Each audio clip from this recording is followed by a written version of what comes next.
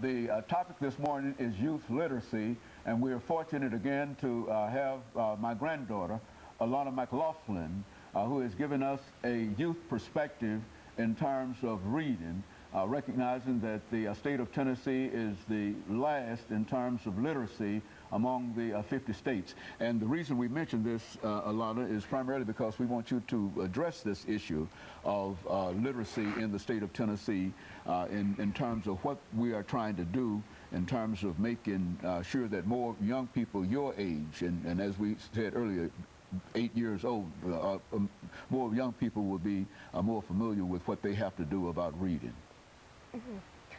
Well, I really want to encourage kids 8 and under to really read, because some parents who can't read, their children want to be exactly like them. But I personally encourage all kids to read, because reading is a good thing, because it lets your imagination run free. It gives you information that you may have not known, such as, what if you wanted to learn the names of some states? Maybe you can read a book about the states of all 50, and maybe you can find the names of those states. Books give you information, and they let your imagination run wild, such as The Cat in the Hat. Personally, I love green eggs and ham. I mean, not the food, but the book. I'm not a green eggs and ham eater. Go on, Alana, go on. Well, this is one of the books that I'm reading right now. It's called Mystery Owl by Judith St. George. It's mainly about 12-year-old Kimball, who isn't looking forward to leaving New York City for a summer on Shag Island in Maine.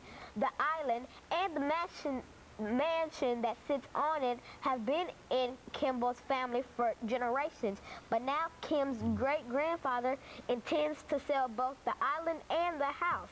Kim and her mother busy themselves with preparations, but when Mom is called away on business, Kim and great-grandpa find themselves alone on the island. Strange music, bright flashing lights, and an exotic parrot convince great-grandpa that he is losing his right mind, like his father before him.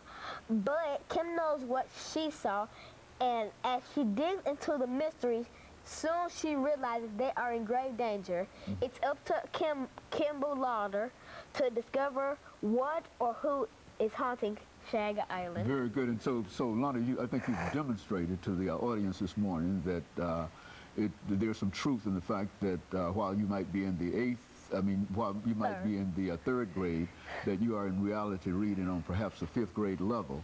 Yes. And I also understand that you've done a number of things in your school to encourage young people that you work with to read and to be more studious. Why don't you tell us something about some of your tutoring activities? And I know it's strange to talk about you being a tutor, but go on, talk about. Well, I'm in a tutoring class at my school at Glen Enhanced Option Elementary, and I help one student named Anaya. She is the daughter of Mrs. Natasha Massey, and sometimes I help her with her homework or help her complete a page of work.